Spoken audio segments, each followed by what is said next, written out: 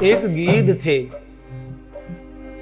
बाबा कहते हैं, तुलसी बाबा, गीध अधम खग आमिष भोगी, गति देनी जो जाचत जोगी। एक गीध था, मांस भक्षण भी करता था। गीध था तो मुर्दों को खाता था, शिकार करता था।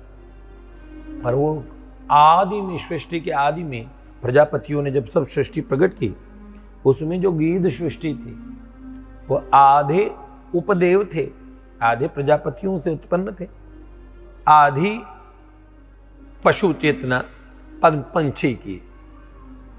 तो गरुड़ जी हैं? और गरुड़ जी के भाई हैं अरुण जी। अरुण जी के दो पुत्र, जो अरुण जी भगवान सूर्य के सारथी हैं ना, तो अरुण जी के दो बालक, एक संपाति और एक जटायु।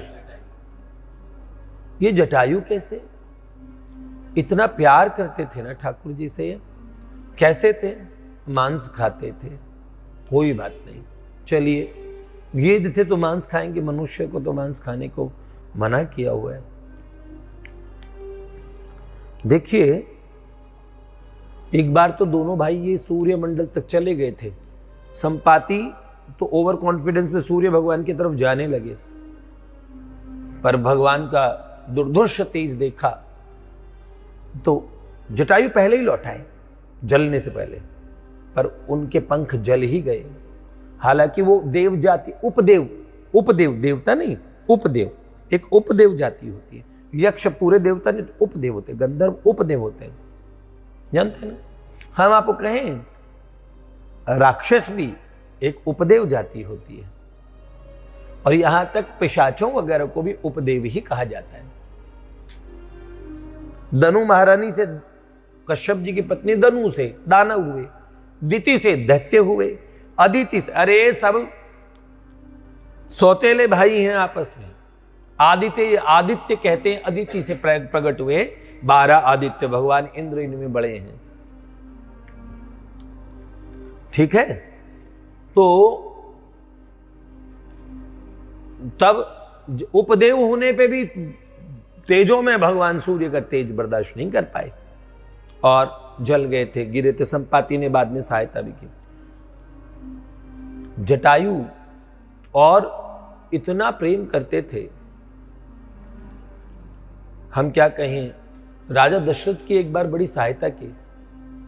शनि ग्रह से युद्ध करने के लिए जब शनि देवता ऐसी राशियों में प्रवेश करने वाले थे, तब दिव्य मंत्र और योग मार्ग का अवलंबन लेके राजा दशरथ युद्ध करने गए। शनिदेव ने प्रहार किया महाराज दशरथ पे। महाराज दशरथ मूर्छित होकर भूमंडल पे गिरने लगे। उस समय जटायु ने कहा, ओहो, ये अयोध्या नरेश महाप्रतापी राजा दशरथ जगत के कल्याण के लिए पूरे विश्व में अकाल इत्यादि न पड़ जाए, ये भूमिपति है, भूमंडल के स्वामी हैं। जटायु ने उनकी रक्षा की, बड़ा प्रेम हो गया। तो दशरथ जी ने जब रक्षा की तो दशरथ जी ने कहा, तुम मेरे मित्र हो सखा। राम जी के जन्म से पूर्व जब आए जटायु अयोध्या में, उनका बड़ा स्वागत हुआ। तो उन्होंने कहा, राजा दशरथ जी ने, मित्र मैं तुम्हारा प्रति उपकार कैसे करूं, मुझे बताओ। तो उन्होंने कहा, नहीं मित्र, बदले में क्या लेना देना। उन्होंने कहा, नहीं कुछ तो बोलो।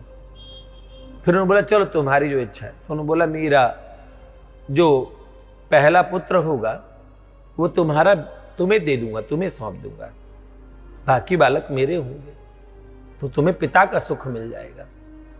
तो उन्होंने कहा, अच्छा मित्र, ये तो बढ़िया बात है। अब राम जी का जन्म हो गया।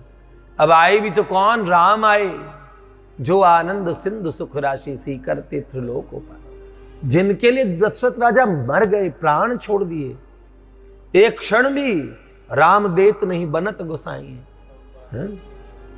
क्या फाणी बीनु मणि, मणि बीनु फाणी, जिमि जल बीन मीना, मम जीवन तु तिमी तुव आधीना।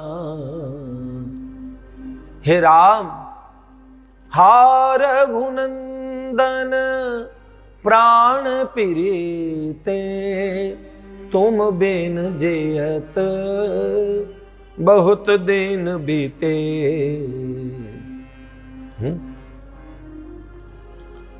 तो ऐसे मणि जिसका मणिधर नागमणि के बिना जी नहीं सकता, क्षण में मर जाएगा, और मीन जल के बिना मर जाएगी।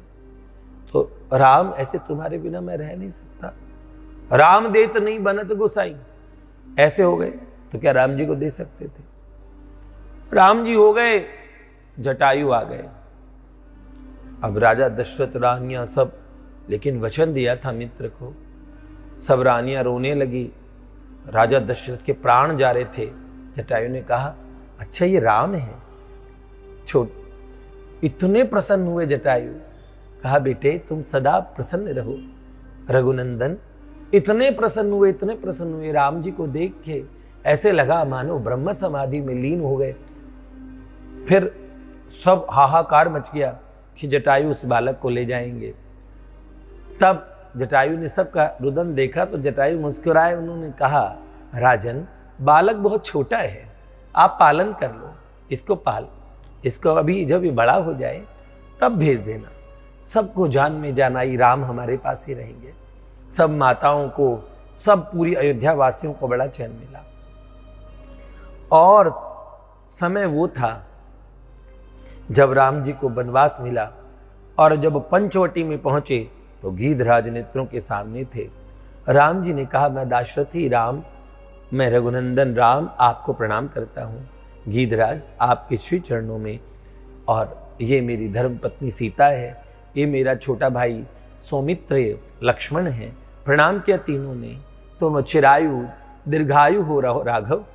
कहा, सुनो राघव, देखो बेटे, तुम्हारे पिता और मेरे, तब महाराज तुम्हारे पिता और मेरी इतनी मैत्री थी बताई, पर मुझे तुम्हारे पिता पे बड़ा कोप था, पर आज तुझे देख के ये कोप शांत हो गया। मेरे पुत्र के साथ अन्याय किया, राजा दशरथ ने मेरे पुत्र को वनवास दिया। उनका जब से मेरी दृष्टि पंचवटी, गीध बड़े दूर से देख लेते हैं, तो उन्होंने बोला, राम मैंने अयोध्या का विलाप देखा, राजा का मरना देखा, मैंने देखा जन जन तुम्हें कितना प्रेम करता है। मैंने निषाद केवट से लेकर मैंने सबको देखा, फिर तुम मेरे पास आए। राम अब तुम पंचवटी में सुख से रहो अपने पिता के पास।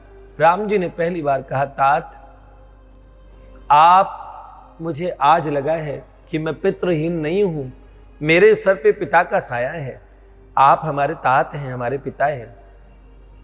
और गीधराज भगवान की बहुत प्राचीन कहानियां सुनाते थे पुराणों की, क्योंकि गीधराज ने सब देखी थी नेत्रों से।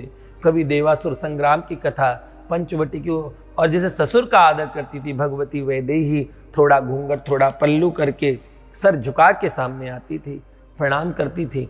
ऐसे एक वृद्ध महापुरुष, ये ऐसे जीव थे जो आदि तिर्यक योनि में थे, आदि देव योनि में। आदि तो उनकी योनि ऐसी थे ना, पंछियों वाली। तो देखो कितनी बड़ी बात है।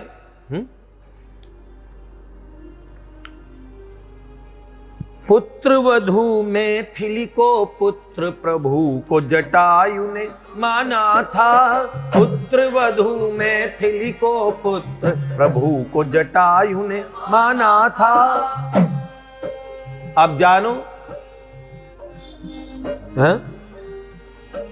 पुत्र वधू मैथिली को माना। मिथिलेश कुमारी थी ना, मिथिलापति महाराज जनक की कन्या जनक तनया मैथिली पुत्र वधू थी, और पुत्र थे जटायु। जब रावण, जिसके नाम से 10 दिशाएं कांपती थी, जब पकड़ के सीता जी को लेने जाने लगे तो वन देवता भागे, वन देवियां भागी, कोलाहल मच गया। वाल्मीकि रामायण का वो भयानक मंजर आप पढ़ेंगे तो कांप जाएंगे। कोई नहीं आ सकता था रावण के सामने। त्रिभुवन में चंद्रहास नामक खड़ग भीषण, और वो दुर्दांत रावण देवता कहीं कहीं दिशाओं के देवता भाग गए, दिक्पाल भी सामने नहीं आए। ऐसे में बूढ़े जटायु ने अपनी पुत्र वधु का अपहरण करते हुए देखा। तो एक पिता अपने बालकों की सुरक्षा कैसे सुनिश्चित करता है? क्या कहा जटायु ने? क्या? सीते पुत्री करसी जनि त्रासा, करिहूं जातु धान कर नासा। बेटी सीता तो डर मत, आज से मारूंगा मैं, तू मत रो बिटिया। ऐसे कह के भीषण युद्ध करने के लिए बूढ़े जटायु ने प्राण प्रण झोंक दिया। उसे पता था परिणाम ये है, मैं नहीं रहूंगा, मेरे रहते ये नहीं होगा। तो संबंधात्मक भक्ति का स्वरूप ये है। ठीक है, प्रभु और भक्त के बीच में रोने का ही संबंध होता है। भगवती वैदेही को रुदन करते हुए देखा तो क्या हुआ? पुत्र वधू मैथिली को पुत्र प्रभु को जटायु ने माना था। पुत्र वधू मैथिली को पुत्र प्रभु को जटायु ने माना था। तो क्या कहा है? ना डर वैदेही पुत्री कह रण रावण से ठाना था।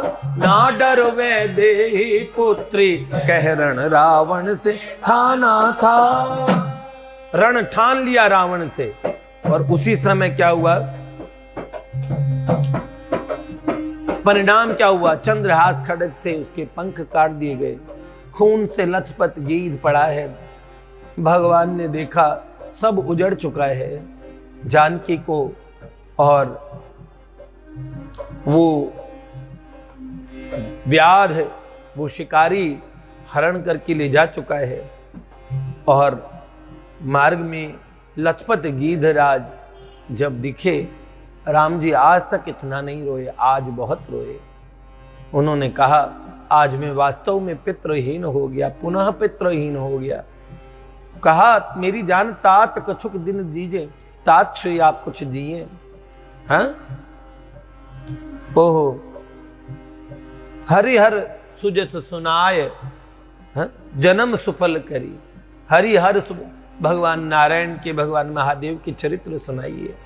हाँ, और मुझे पितु को सुख दीजिए, मुझे पिता का सुख दीजिए, मेरे सर पे पिता है, आप रहेंगे तो ये होगा। तो क्या गीध ने कहा नाथ अब जाने का समय है। अनुमति मांगने लगे तो राम जी रोने लगे। कभी जीव रोता है, कभी ब्रह्म रोता है। कर खून से लथपथ गीध बिनती अब जाने के लिए।